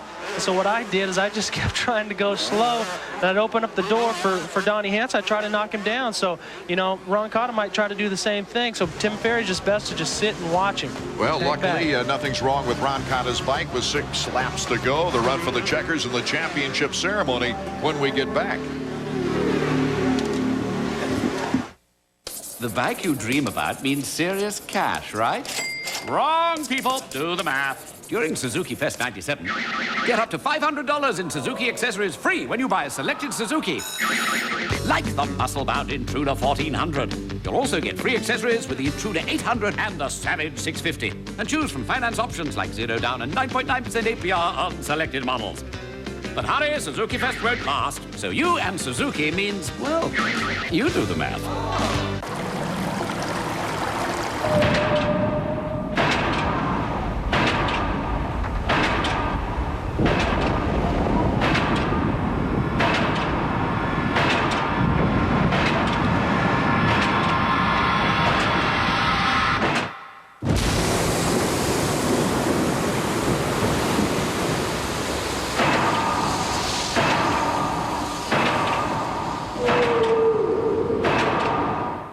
From ESPN Labs, a breakthrough in sports coverage. What about an interactive ESPN? ESPN Net Sports Zone, with everything you need to be a better fan. ESPN Net Sports Zone. While we were away, Tim Ferry is able to take advantage of Roncada and move into second place. Ferry just into his natural rhythm right now. He probably made the best move now. As number 7, he goes for the most wins in the 125 Eastern season. Yeah, you know, for Carmichael, what he's going to have here is maybe a de facto championship. And by the way, Rancada just made a pass. Just got him back. Yeah, the last time they came through, just to cut back to these two guys, Lee McCollum, Tim Ferry's mechanic, put out eyes in the back, and he showed it to Tim Ferry, which might have meant, look out, Rancada's behind you, but he showed it to Rancada too, maybe letting him know that they're watching him if he tries a takeout move somewhere in the back part of the track. Yeah, it didn't really look like Rancada had a problem. He just sort of backed down, and now he's back on it again, you know. And his mechanics just is giving him smart signals now. It's telling him basically to let him go. You don't want to fight with the guy that you're dicing for a championship with, because I know if it was me and I was dicing with somebody, I'm going to try to take him out if I can. Carmichael looking for his 3rd win of the season. Unfortunate John Dowd had to bow out of this season early. Yeah, John had started out on fire, and of course we knew last week at Pontiac that he was hurt and he wasn't going to be there. But yeah, for Carmichael, this will give him 3 wins of the year compared to 2 for Rancada, 2 for Dowd, and that's a lot of momentum for next year too. Carmichael, Rancada, Ferry, Sellards, and Curry are top 5 right now here in the final 125 Eastern race. And Schnell has started in 16th after that first turn mishap. He's now in 6th place with Dowd and Sheik out. He could move up in the final point standings. You know, right there we just saw Tim Ferry really back off. Like Rancada slowed down too, and you could see Ferry doing that. Ferry is going to completely stay away from him now. I think they're worried that there might be a little, I don't know, hanky-panky in the back corners there, maybe a takeout move, and Ferry's going to avoid that like the plague. Well, you all are talking about how long the laps are here. You have no idea how long they are to Tim Ferry, all right? These things, he might as well be racing the Baja 1000, because every lap he takes, it's going to take him forever. 2 laps to go as you see the board goes out to Tim Ferry. It says 2 laps and ride, okay? So now he just got to breathe, focus, and just make sure he clears those doubles, because there's nobody around that's challenging him right now. He just has to focus and really enjoy the moment. If Ferry can hold upright, Suzuki then has their 10th 125 title in 26 occasions as far as chances during the season. Yeah, what do you think that's going to mean to them if they get a 250 title in a couple weeks here? First one in a long time there. Well, Roger DeCoster can smile and take a deep breath. Well, it'll mean a lot to them. They've had a real long dry spell when it comes to 250, but you know, we haven't been talking a lot about this kid, Ricky Carmichael. You know, he's just been out there putting it to him, basically doing what Jeremy McGrath was doing to everybody last year. So I'm really impressed with the enthusiasm and the effort and everything that he puts into his riding. He's going to be a factor for a long time. Tony Berluti looking on, Team Suzuki. Tony's got some experience with some championships. He got Damon Huffman to a couple out in the West region. Ricky Carmichael, number 70. What a joy it's been. Exciting, no matter what happens with this kid. Yeah, you watch him jump. He uses the best of his shortcomings. We got 1 lap to go, but you watch him. That kid uses everything he's got. You know, his short body. He moves that thing around the bike, and he just really works it. In our final lap, Schnell has moved up to 5th. Rick, does Ricky Carmichael remind you of Damon Bradshaw in 1989? Yeah, he does. He hits the jumps with everything he's got. His feet are off the pegs half the time, but if you notice, he's real balanced, waving to the crowd, really confident, and that's the kind of stuff that once you get a hold of it, you want to hang on to it as long as you can, because it can be anything that takes that away from you, and it'll be a little bit different when he gets on a 250. Carmichael looking to win the battle, but Ferry looking to win the war. Well, while we got a second here, I'd like, and I know you would as well, I'd like to say hello to David Bailey. Sorry you're not here, and we always have a blast when I get to work with you, David, so I hope everything's going well, and I'm not going to see you at the next telecast, but these guys will. I hope so, David. Get well soon. Did you see that Bailey-like cross up there? Yeah. David Bailey could throw the bike sideways like it was no one's business, and Carmichael got the same rhythm. And Tim Ferry can roll over and get to the finish line. Whoa! Look out there. Lee, a good thing he wasn't watching. Show me. Show me the money is what he's going to say. That's it. Show me the money, yes. As Tim Ferry is looking for his first championship since Loretta Lynn amateur days. Here's the checkers for Ricky Carmichael. His 3rd win of the season. He's a superstar. And Rancada will take 2nd place. Here comes the newly crowned 125 Eastern champion right now, Tim Ferry, Team Suzuki. A very rare second place knack-knack, or rather I should say third place there. I mean, I don't think I've ever seen someone throw a knack-knack from third. Hey, that's an awesome feeling, something that you work so hard for. And if you notice, you see the Yamaha mechanics and other people congratulating him as well, because everybody knows how hard you work. You know, that was John Rosenstiel that worked for Brock for so many years, and Marty Tripes and everybody. So he knows what it's like to put in a whole season to win for a championship. And it's great to see camaraderie between riders. Ricky Carmichael knows he has won the battle, but he knows that Tim Ferry won the war. 125 titles, the first Suzuki 125 title in 2 years. The last time did it, Tony Berluti and Damon Huffman combined to win the West in '95. We'll be back with the ceremony right after this. I'm a spoken kind of guy. There's nothing more important to me than a quiet chat with my son Shaquille. I just marched to the phone and dialed 1-800-COLLECT. The money I saved him, he can use to buy some new backboards. Take it to the hole, Shaquille. He's gonna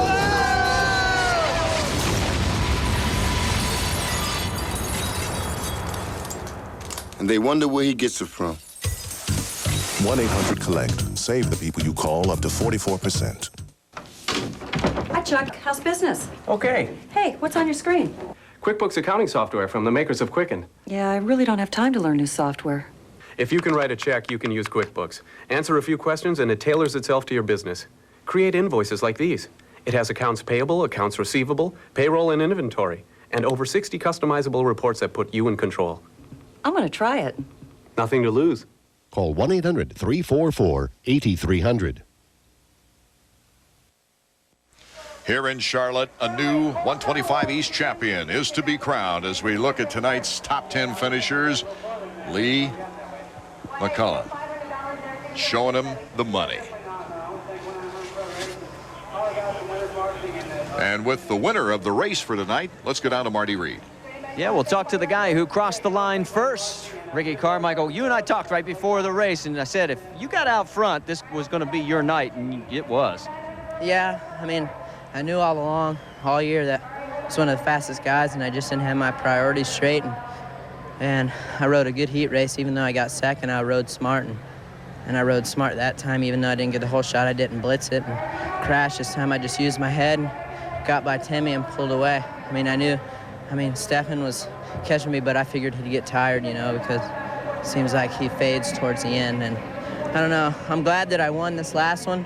Going into Hangtown, you know, I'm winning the point series, and I'm glad I got a win behind me, and I'm ready for Hangtown, to be truthful with you. Well, that's the outdoor, but what about next year? Are you sending, just yes or no, are you sending a notice that this is your championship to win next year? Yeah, next year, for sure. This is my ultimate goal, for sure, because it could have been my year this year, but I didn't take advantage of it, so I'm going to take advantage of it next year. Okay, there's your winner. We'll talk to the champion in just a second. Here's what will be going into the record books for 1997 in the 125 Eastern Division. Tim Ferry taking the championship. Rancata in second place. Ricky Carmichael ending up with 123 points in third. Greg Schnell able to end the season very strong, moving up the ladder. Let's go back to Marty. And this is the moment that we've been waiting for Timmy Ferry. You know, we're in NASCAR country. You know, Darrell Waltrip won a championship without ever crossing the line first. Here it is, buddy. You're number one. Yeah, you know, it feels really good. My Suzuki ran great all year. My mechanic, Lee McCullum, did a good job. Roger Coster, you know, got the bikes a little better than they were last year and the year before. And I just rode smart the whole series, and I guess it paid off. Talked to Lee. He said, man, you were tight as a drum in that heat race. What was it like in the main? The heat race was horrible. I rode so bad, I rode stiff. I got like a fifth or something. And, you know, in between races, I loosened up, talked to McGrath a little bit. He helped me out, and just went out and got the whole shot and rode as smart as I could. Congratulations, champ. How's that sound? That sounds pretty good. I'd like to thank everybody at Suzuki, Thor, CD, Scott, Bell, CTI Neve Races. The list goes on. Thanks everybody. Tim Ferry, definitely number one for 1997. Well, it was especially good, gentlemen, to see smiles on Roger DeCoster's face and Tim's dad, who was also available down there to greet the celebration as Tim Ferry wins the 125 Eastern Crown by 11 points. Yeah, when you win a championship, it doesn't matter what it is, if it's an East-West or if it's 250 National. It is an achievement, and Tim Ferry definitely deserves it. He drove a smart race. While the 125 championship celebration continues, coming up next, the 250s, Jeff Emig, Jeremy McGrath, and friends. Before you run to 4 different dealerships, consider countywide Chrysler Plymouth Jeep Eagle. Luxury, economy, sport utility, Countywide really does have a vehicle for everyone. And with great financing and service, you just can't beat Countywide. With deals like a 97 Jeep Grand Cherokee leased for just $249 a month, you can't beat Countywide. Satisfaction guaranteed from our family to yours. Countywide Chrysler Plymouth Jeep Eagle, Garden Grove. Think you know your beers? Take this quiz.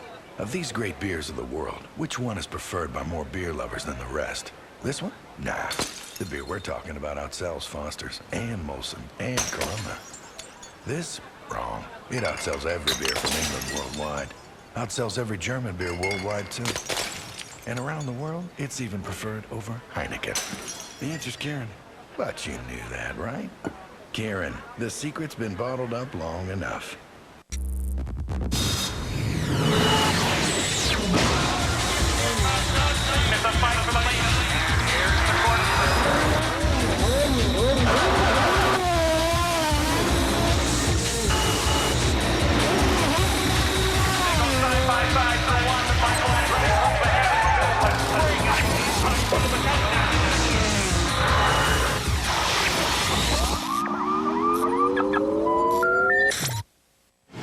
Another outstanding Supercross crowd here at the Charlotte Motor Speedway. We've had record crowds almost every event this year as we're in round number 13. Hello, everybody. I'm Art Ekman, along with Davey Coombs and Rick Johnson. Guys, as we go into this title chase with Emig just a few points, a couple of points ahead of Jeremy McGrath, Jeff Emig doesn't look like the rider that got him the 11 or 19-point lead at one time. You know, the time is now for Jeff Emig. He came out on fire like after the third race of the year, but in these last 3 races, he's hit a sandbar. He's got some problems. Yeah, and Jeremy McGrath has just been getting stronger and stronger. He knows what it's like to dominate a series, but switching bikes, it's not that the Suzuki was a worse bike, it's a different bike. The clutch reacts different, the power band's different, suspension, everything. So he's just been getting comfortable with that, and the bikes are getting better and better. You heard Tim Ferry say, hey, Roger's been making the bikes better, so that's got to be part of it. So he's one tough character to beat tonight. And the emergence of the Yamaha team with the strength of Ezra Lusk after Doug Henry was injured. Doug Henry with a couple of wins. Lusk comes and picks up the banner. A couple of more wins. Marty Reed, some dark horses? Hey, there's a couple out there. Of course, the hometown favorite, Damon Bradshaw. But what about Larry Ward celebrating his 27th birthday? He was 3rd last time out. And then Ryan Hughes. This track owes him. That's the way he feels about it. He thinks he has enough to go the distance. Taking a look at the Suzuki point standings, Emig with a rather precarious 2-point lead on McGrath. Then there's also a battle between Lusk and Ward for 3rd. Last week at the Silverdome in Pontiac wasn't exactly the best of days for either Emig or McGrath. Last week, I was just tight. That's just all there was to it. From not getting to do a lot of training and stuff because of my injury the week before. You know, I just tightened up a little bit. Ain't no thing, you know. I worked real hard all week long.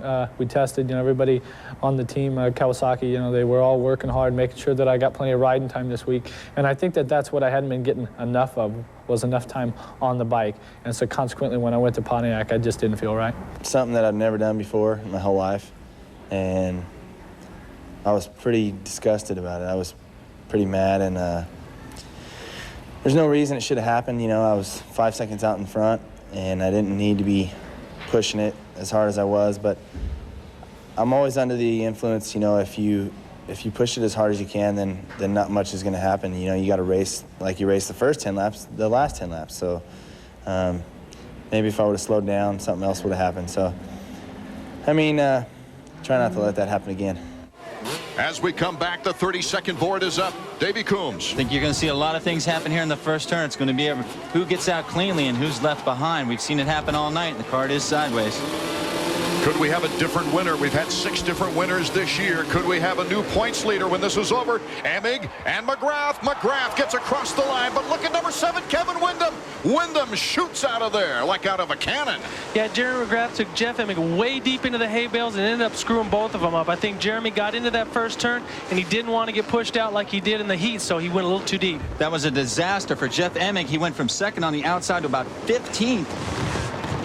The fireworks, in case you want to know about the bombs going off, it's fireworks here at the Charlotte Motor Speedway on our first lap. Kevin Wyndham, and then Mike Craig. Mike Craig in second place with Ezra Lusk in third. Larry Ward in fourth. It's Albertine and then Jeremy McGrath. After McGrath, it's Bradshaw, Kadrowski. Then it's Phil Lawrence. Oh, we have to go way back until we find a Jeff Emig. Right, you're going to really see Jeff Emig's merit here. He's going to have to fight for this one because we saw Jeremy McGrath just cut through the field in the heat race. Now he's right in the same position he was in the heat, so look for him to go forward, but you're going to have to see Jeff Emig push really hard. Emig in 14th place. He's come back before. We'll see if he has it here tonight. We saw him mess up a shift off the starting gate at Houston and went from dead last to first, but this is not a Houston-type track. What about this Kevin Wyndham? If he wins, it could be his very first 250 Supercross victory. Well, we watched him dominate the heat race, and I've also seen him do the same thing over in Japan. So if he gets out a big enough lead, Jeremy might not want to bother with him and go try to chase him down instead of taking that chance. So he's going to be a strong person to beat and a really hard person to beat in this race. Yeah, if somebody's just tuning into tonight's broadcast, they think you see all the riders over there in Japan. Ricky, you spent a lot of time over there, huh? Well, definitely. But like Davey was pointing out right here, we got Greg Albertine past Jeremy McGrath back, so we got a dice going. That'll be a team player, though, later on. That's for sure. McGrath is now in 5th place. Out in front, zooming, is Kevin Wyndham. Might see a little bit of the future of Supercross now. We saw it in the 125 class with Carmichael, and right there goes the future of the 250 class, Kevin Wyndham. Yeah, Kevin's running really strong. He's hitting his lines perfect, and like I say, he's a little bit bigger, so he's got some leverage, and so with speed's not going to bother someone that can throw around a bike like that. Jeremy McGrath gets the clean bar-to-bar action now with Albertine. I see Emig right now. He's only picked up 2 spots on that lap. He's only up to 12. He's getting ready to make a move on one of the Chaparral guys, but he's got a long way to go before he gets in the top 3, let alone before he gets up to Jeremy McGrath. A 5-second lead for Wyndham on Craig. And then right behind him, Ezra Lusk. Jeremy McGrath has now moved behind Lusk. Well, right now what Jeremy's probably doing is settle in. He's got an eye on all the top 3 guys. Now he can take his time. He knows he has 19 laps to do it, and that's a long time. So he might be thinking, hey, Kevin Wyndham can get tired. A lot can happen in that time. Number 15, Michael Craig, coming off the injured list after missing 4 races with a broken scapula. That's your angel wing, I think. But he's one of the riders, guys, I thought had a good chance for a win this season. Ezra Lusk takes Craig, number 15. Maybe a little bit of that time off came back and haunted Craig right there. He junked the landing off that little double. That's all Ezra needed. Now we got Yamaha 1 and 2, and that's happened once earlier this year. More than once. In fact, Yamaha is one of 3 factories to have a 1-2 finish this year. Yamaha, the only one with doing it twice. Craig off the track. Craig just cased the jump really hard. He might have re-injured his leg or something, but he just pulled off the track like, hey, I heard something. I'm gonna hold off and park it. He's off the side of the bike. So Wyndham running away in first place. Ezra Lusk in second. We had a Doug Henry win and an Ezra Lusk second place earlier in the season. We've had an Ezra Lusk Wyndham 1-2. And right now, watch this replay.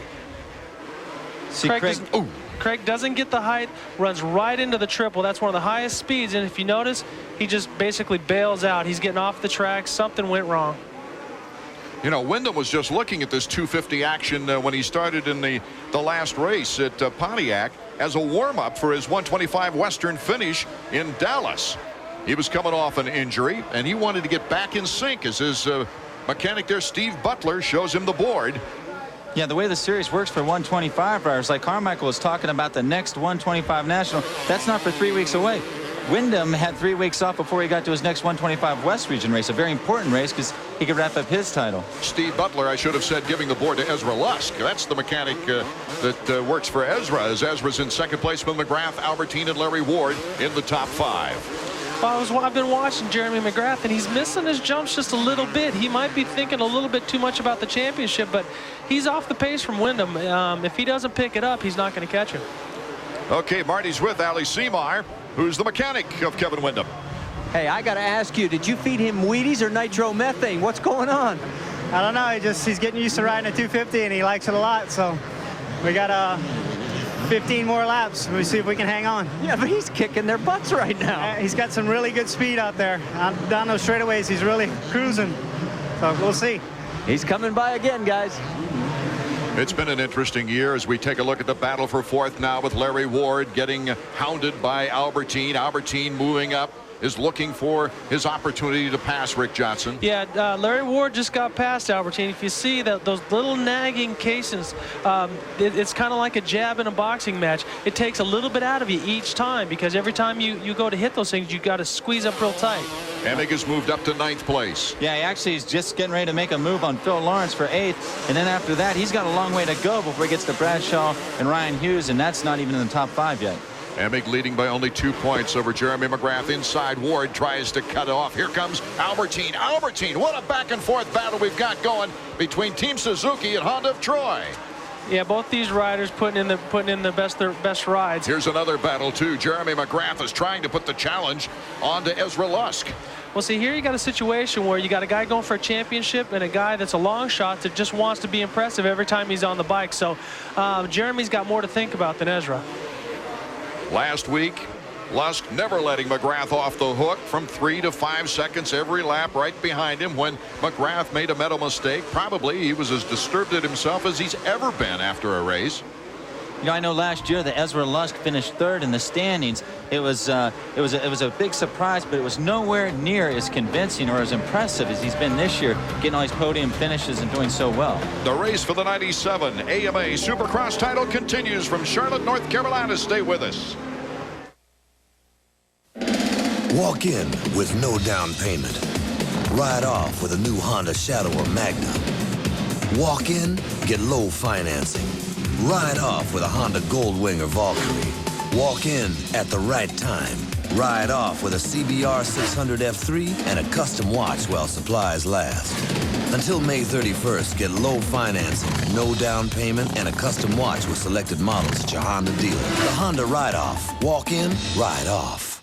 Now is the time to train for the career you've always wanted. Just ask Motorcycle Mechanics Institute graduate Al Luddington, now lead mechanic for Honda's championship-winning Smokin' Joe's Superbike team. MMI gave me the knowledge and training to take me to the top of my profession. It's a great place to start, and I recommend it to anybody looking to kick off a career in motorcycle mechanics or the personal watercraft industry.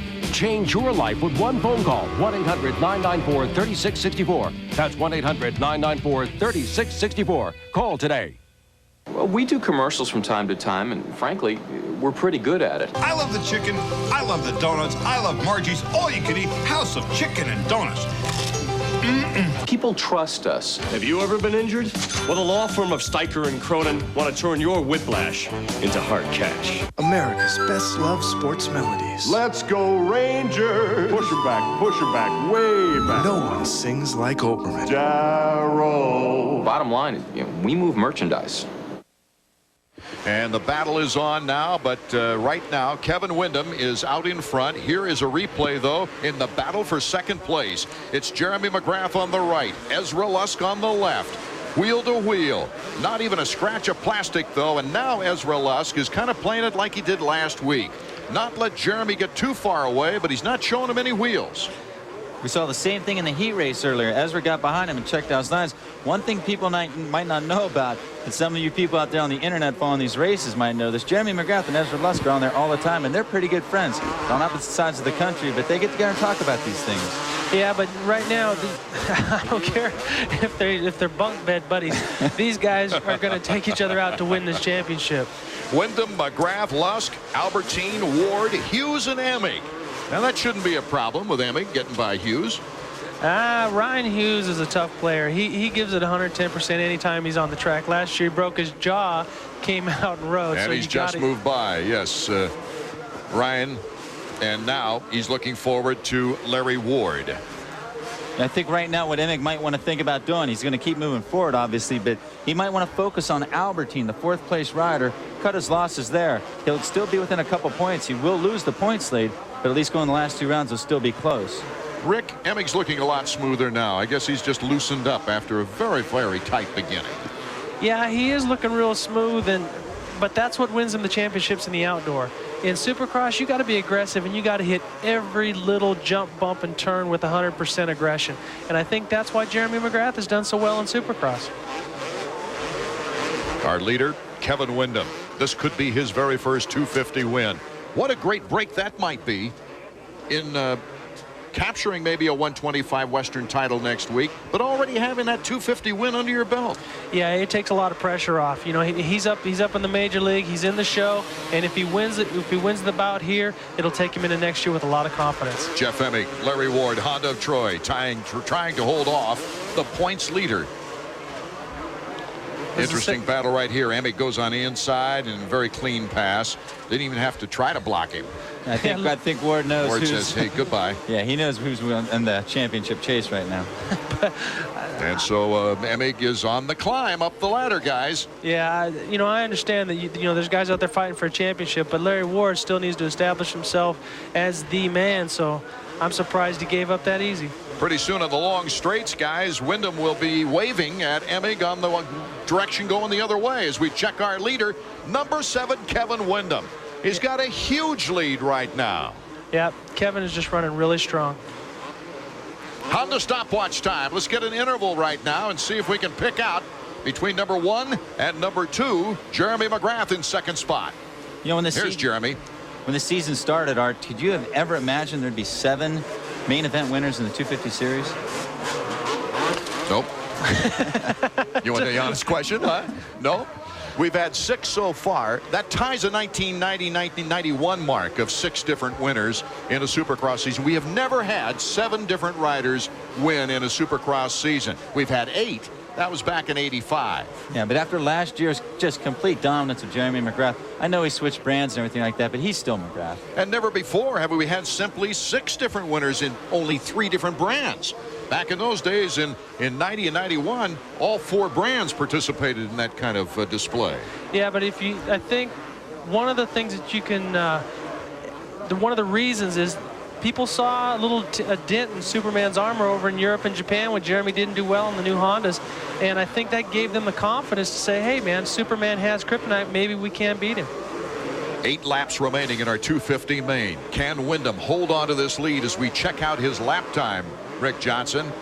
Well, he's running 3 seconds a lap faster than Ricky Carmichael was, so that's give a little call to him for running that hard on a 125. But Kevin Windham is just running smooth. You look at him, to me, genetically, he's got the right buildup. He's big enough to where he can manhandle the bike, but he's not so big that he's getting in his own way. So he's a contender. Guys, we have another fan fact on the way. We have never had 4 first-time winners in one season. If Windham wins this race, he'll go with Albie, Lusk, and Huffman as a first-time winner on a season.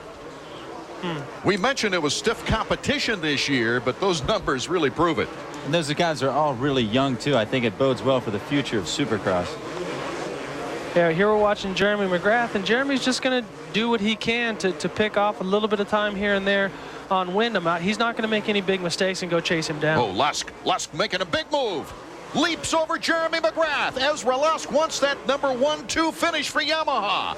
McGrath now has to wake up. I think he caught him by surprise. That goes back to what Rick was saying whenever Larry Ward pulled over and let Jeff Emig by. Ezra Lusk, he does not have the same courtesy.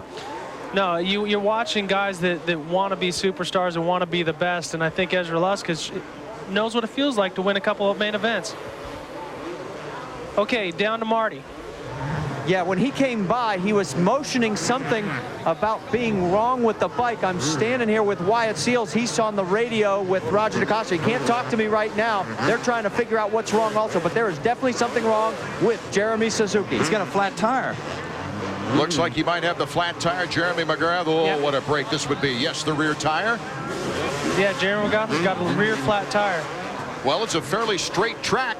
If it were the front tire, it'd be impossible. Yeah, but with this high-speed track, as much as you're accelerating to jump triples and doubles and through the whoop-de-doos. That's right, lots of jumps. Yeah, you're going to throw that bike sideways. So we're going to test his merit, but that's the great thing about Supercross. There's a lot of time left, too. That thing might come off the rim lock, and he's going to have some real problems. 7 laps remaining for number 1, Jeremy McGrath. Can he hold on? As Emig has got to be inspired once he sees the pit board and see what kind of time he's picking up on Jeremy McGrath. Just a matter of time now. You know, the way things are working out for Emig, you better hope that Hughes and Ward get inspired too, because the way he's riding, he's going to need some more points to cushion him when he gets to Dallas and Las Vegas. Well, looking at that rear tire, it was 10 years ago that I did some development work with Dunlop on the 19-inch rear wheel. If that was an 18-inch rear wheel, it's a lot more tire than that's hanging out there, and you have a lot more trouble. So, you know, I think this tire will hang in there. It's a soft enough track. There's not really anything that can hurt it, but he needs to stay straight and focused going off the jumps. We're seeing Greg Albertine come up behind his teammate. I wonder how long Albie's going to stay behind him. Well, he might just take it right now. He's going to the inside of the corner now. Or as a team player, do you come back and try to delay Emig? No. Albertine takes Jeremy McGrath. Let's go down to Marty. Yeah, we're down here with Wyatt Seals. Wyatt, looks like the rear tire. Yeah, it's definitely flat. I guess it happened back here, back on the backside, at the other end here at the left. So, I don't know, he's just got to do the best he can. Hopefully, I mean, we're coming up with 5 laps to go, and Pro's coming. God, I hope we stay ahead of him. We're going to get the stopwatch out, guys. We'll keep tabs on this one. Well, the next battle will be Emig versus McGrath, as we see Greg Albertine now moving up a spot into 3rd place. I mean, you can't imagine the breath of fresh air that Jeff Emig has right now when he comes around and he sees on his chalkboard Jeremy flat tire. I mean, that's just like a breath of oxygen. And he's just going to, right now, he's just staying his same consistent Jeffro, and he's just going right after him. What a gigantic momentum shift this might turn out to be. He's not past him yet, and it's not to say that something's not going to happen to Emig, but wow, this is totally unexpected. He's 5 seconds behind and drawn up fast. Number 3, Jeff Emig. What a break for Jeffro. Okay. Let's check out the Honda stopwatch now and see. Well, Emig's down to a couple seconds. It's not going to be, I'll bet he has him through this next section of whoops, because Jeremy cannot accelerate and can't make the jumps like Jeff can. A few seconds behind them, we got Ryan Hughes and Larry Ward coming up too. Right there, we see Emig go by Jeremy. Just salvage the points lead, Art. That's right. Emig making his move. Emig started in 14th and has now moved 10 spots up. And number 3, number 1, it's Jeff Emig. Well, I think, you know, Jeremy is a champion. He's going to keep fighting. Now, the key is going to be Ryan Hughes and Larry Ward. If they get by him, that's going to put a little bit of a chunk in there for the last race. So, you know, last couple races. So, right now, Jeremy's got to be getting eat up right now, because I've been through that. I lost to Spring in '82, and that added to me losing the championship. Number 9, Ryan Hughes. You see him on the track there. Yeah, actually, on the other side of the track, I see Damon Bradshaw's riding around about the same pace as Jeremy McGrath. So we've seen 3 contenders, Bradshaw, Craig, and of course McGrath, suffer some bad luck here in the main event, Charlotte. Watching Jeremy McGrath's style, he has to swoop all the turns, and he has to be real smooth and accelerate. He can't make any short moves. 3.5 seconds behind Jeremy is this young man, Ryan Hughes, number 9. What a job he could do for Kawasaki and his teammate Jeff Emig by passing Jeremy McGrath, chipping away those points. And the next question is, can Greg Albertine hold off Emig? Yeah, I don't think you're going to see a problem there. You know, Albie's a tough guy. 4 laps to go. Our leader, we've almost forgotten about him, because the points race is really the important factor right now. But Kevin Windham, as here comes Ryan Hughes against Jeremy McGrath with the flat rear tire. If you watch, Jeremy McGrath's right wheel kicks to the right side every time he goes off a jump, because the tire's just not staying on the rim. Emig picked up 2 points when he passed McGrath. The game on +4. Hughes goes out. It's +6. At that point, Jeff Emig controls his own destiny in the title chase. McGrath can win the last 2 races. If Emig gets second, he gets the title. And that's way down the road, guys. And Ryan Hughes just makes a pass on Jeremy. He's kind of helpless. He's not going to sit and try to block these guys or try to knock him down, because they could end up running him over and hurting him as well. So he just has to sit and take this beating right now, which has got to be tough after all he's been through this year. Ward right behind McGrath. That would be losing more points for Jeremy McGrath's cause. Jeremy McGrath, last time I've ever been getting a flat tire was in Seattle. He lost that race. Larry Ward in front of Jeremy now. Jeremy's got 3 laps to hold off the next furthest guy back. He's got about 10 seconds on Mike Kudrowski. So we see Ward roll by on the inside there. And, man, you know, it's taken away from a great ride of Kevin Windham's. He is long gone. Ezra Lusk has put on a good ride, too. Albertine's going to get on the podium. But Big story, Jeremy McGrath. Right now, Kevin Windham is approaching out of the horseshoe, the finish line, and that would mean only 2 laps remaining in this race. Windham, Lusk, Albee, Emig, Hughes, Ward, and McGrath, the order. Tough break for Jeremy McGrath, but you know, you don't want to take away from Kevin Windham. He's drove a picture-perfect race, and he's walked away from these guys. He's running smooth. He's got all the confidence. Imagine you're going to start seeing that Kevin Windham heel clicker here pretty shortly and start doing some showboating for the fans. Right now, he was just trying to correct himself in midair there, I think. Davey. You know, I got another thing that I've just been thinking about as far as these last 2 races go. Windham goes back to the 125 class. Craig, obviously hurt. Jeremy McGrath's not going to get a lot of help. There's not going to be a lot of people that get in between those guys. Larry Ward lapping Bradshaw. Bradshaw having all kinds of mechanical problems, it looks like. Yeah, it's a tough deal. Come back to your hometown and want to do a good job, and then have something go wrong mechanically really hurts your ego. 2 laps to go. Kedrowski's coming up on McGrath, and then guess who's next, Art? It's Mike LaRocco. Oh, look out as Jeremy McGrath's challenge on Jeff Emig seeping away with only 2 full races after this one remaining. There's Jeremy. You watch him. He can't hit those jumps with any enthusiasm. Here comes Mike Kedrowski, just being able to accelerate and drive at his own pace. And Jeremy's just, like I say, just sitting there and has to take the beating. Mike Kedrowski, coming out of a year of retirement, had a bad hand injury coming out of Gatorback and missed several Supercross races, but he really wants to get tuned up for the outdoor national season as we get set for the white flag. White flag lap underway. As high as 2nd, Jeremy McGrath is now in 7th. Here comes Ezra Lusk. He's been pushing the whole time, and now he's within probably 10 bike lengths of Kevin Windham. You can see him just now onto the screen. Man, this Ezra is really putting on a charge this last lap. Cutting through the lappers right now as he's going to take on Phil Lawrence to the inside. You see Kevin Windham on the final lap right now. Ezra Lusk is not that far behind. Right there on the corner. Ezra would like another victory. There's no question about that. Ezra Lusk with 2 wins in the last 3 races, making a move on his teammate. Kevin Windham stepping it up a bit as Ezra tries to get by Jimmy Button. Ezra flies over the double. Here's the horseshoe. Coming up the checkered flag. A Yamaha 1-2. That's a fact. Here's Kevin Windham. His first 250 Supercross victory. Ezra Lusk in 2nd place. And here comes Mike LaRocco on Jeremy McGrath. We got half a lap to go. He can still make the pass on him, but now is he going to be a team player, or is he just going to go out for himself and try to take those points away? Team Yamaha. Look at Kevin Windham shaking his head, probably exhausted after his own teammate pushed him to the limit. Well, when you get pushed like that and you have to step it up on the last lap, it makes it tough. But here we got Jeremy McGrath, the champion that he is, just keep fighting and keeps digging, and he's holding off Mike LaRocco. Jeremy McGrath, an unfortunate situation right now. It'll be interesting when we see the official standings. I think that this is great. Mike LaRocco is being a team player. He's not pushing it. You know, even though there was the controversy there, that makes him a great champion. We'll be back with the official order of things and the celebration here from the Charlotte Motor Speedway after this. AMA Supercross on ESPN2 has been brought to you by Honda.